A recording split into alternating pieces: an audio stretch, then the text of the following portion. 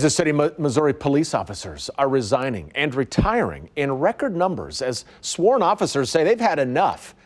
It's been a year full of protests and harsh criticism for many departments. New numbers reveal just how many officers are leaving. Here's investigative reporter Angie Racono.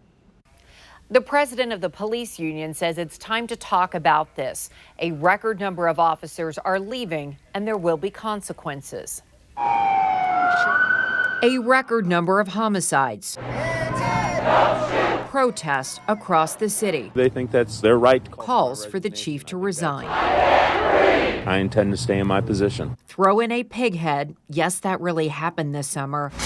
Graffiti and online hate. Who's gonna be next? Who's gonna be the next person on the shirt? Altogether, it's the perfect recipe for record retirements and resignations. It's just too much. I mean, it has just got to the point where it's just too much. Brad Lemon says what's happening this year he's never seen before. 46 officers have retired or resigned this year. It's getting out of control at this point. And I just had a long conversation with a young kid yesterday who's planning on signing out either today or early next week. And he has 4 friends that are in the same zone that are doing the exact same thing. Some are turning to private security or even construction. Others just retire.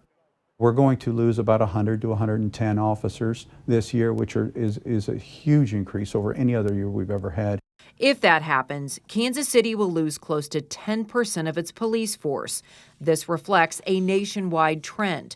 Portland, Seattle, Las Vegas, Minneapolis, Chicago, and New York all report record resignations and retirements. We're going to be talking about numbers under 1,100, which we haven't seen since 1978, 1980. It comes at a time there is record violence. Lemon points out the obvious implications. There will be real consequences in the Northland for this, and there will be real consequences in the far south for this. And really, at that point, I think the communities and the people that live in those areas have got to get a voice and say enough's enough. There is no police recruitment class scheduled this year. Lemon hopes that changes. He points out in this environment, it will be tough to recruit, highlighting the reality there are no easy answers. Angie Racono, KCTV5 News.